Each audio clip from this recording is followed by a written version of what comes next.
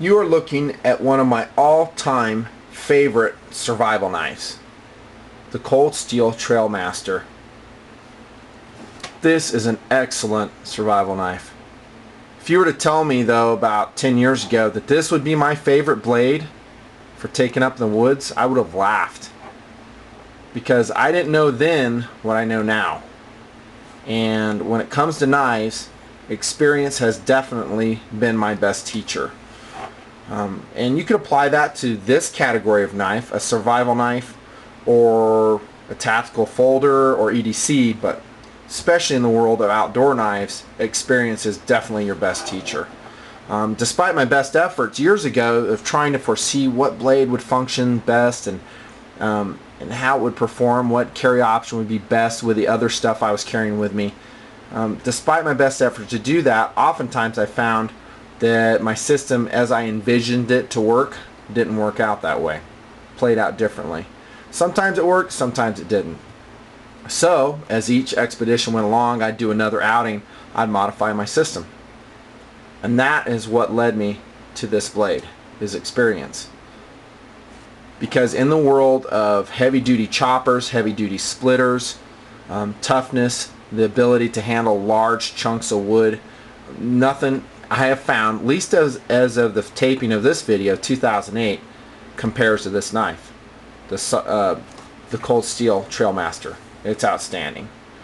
There's so much to talk about this blade, so I better get to it. And we'll talk about a little bit of philosophy as we go. First off, how about the weight? No kidding, this is a big chunk of steel. It's 23.5 ounces with the leather sheath. And I know that that's a substantial weight. Now I'm of the philosophy there's good weight and there's bad weight. Bad weight would be an iPod, something worthless. Good weight would be an all-purpose, heavy-duty survival knife that can handle any task up in the woods that I give it.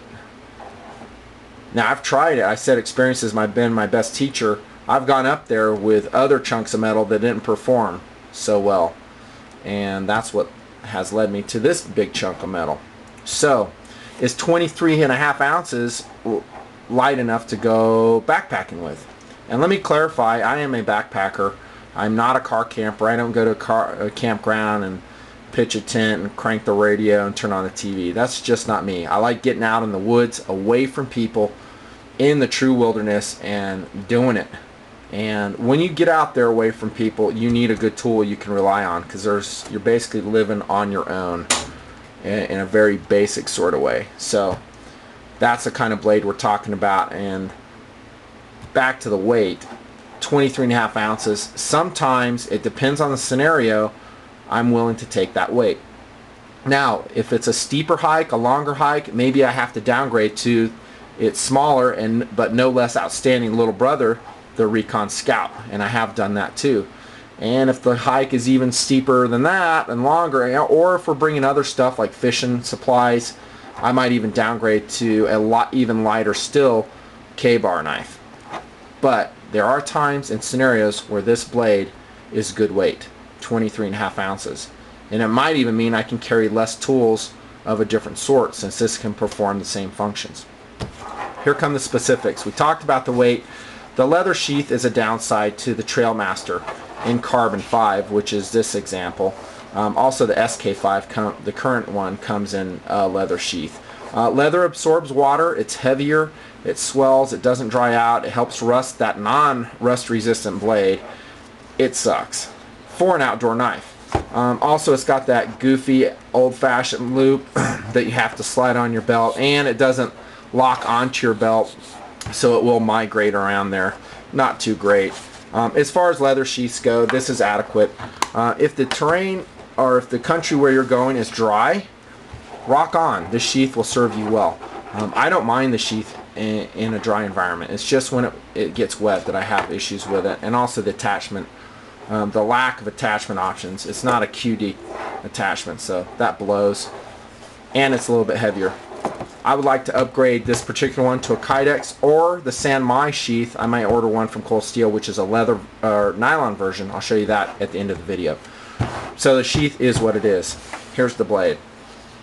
Yes, this is my well-traveled and well-tested Cold Steel Trailmaster in carbon 5. This one's been on about 20 expeditions. It has served me well. It's built a lot of fire breaks, couple shelters, and done a heck of a lot of woodwork, i.e. wood processing, splitting of logs through batoning. The first thing I'll talk about is the differences between the Recon Scout and this big brother, the Trailmaster. Obviously, the blade is bigger, and that's a good thing. It's 9.5 inches versus a 7-inch blade on the Recon Scout, and that means we've got more reach through wood. And I'm talking survival stuff here. In other words, I can baton a log and still have a good portion of the blade protruding with the Trailmaster. And don't underestimate that. That's huge. That means that's less work for you, because you can take a bigger log, cut it in half. I do that with my Sawviver, and then I can split it with a Trailmaster. Whereas with a Recon Scout, it has a shorter blade, I'm going to have to take a narrower cut, maybe off the ends.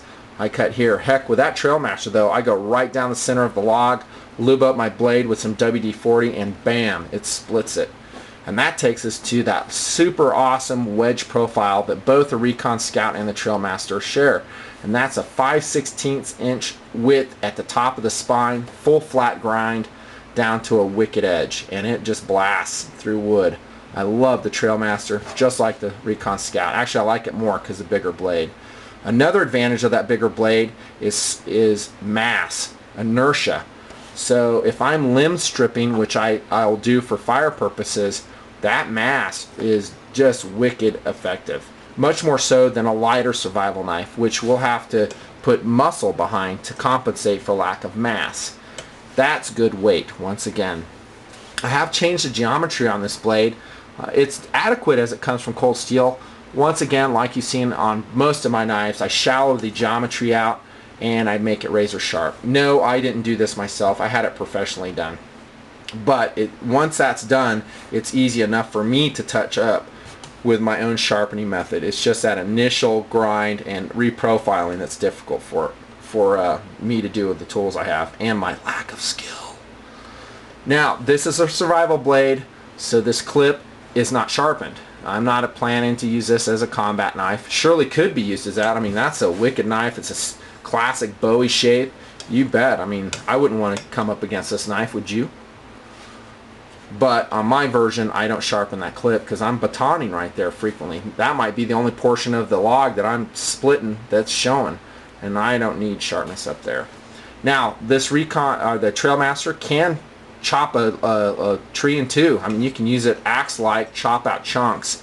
However, I found that's a very high energy method that will dull your blade.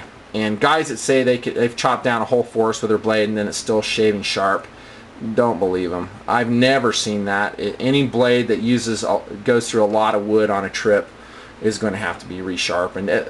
Maybe not major resharpened, but it's definitely going to have to be touched up. That's been my experience. You can see the finish will wear off. That's kind of a epoxy finish that they put on there. I think it looks cool. It just is a badge of honor for your blade. I have no issues with that at all. Do keep it oiled up. I use rim oil. It will rust on you, and that exposed edge is definitely susceptible to rust. However, that carbon 5 steel has been excellent for me. I've loved it, and it's just been really resilient. Now, that being said, I have seen a failure of it before, but that's a topic for another video perhaps.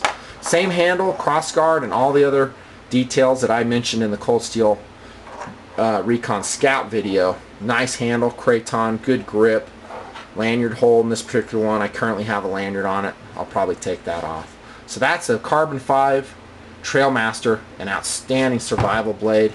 Here's its upgraded brother, the Trailmaster and San Mai III stainless steel. And this is that leather or that nylon sheath that's much lighter, more water resistant. Nice sheath. It still's got that goofy loop on it. Wish it had a quick detachable / attachable option. This blade steel is very similar to the Wilderness A2 by Fallkniven. It's a laminated 420 on the exterior, probably a VG10 on the core, very hard.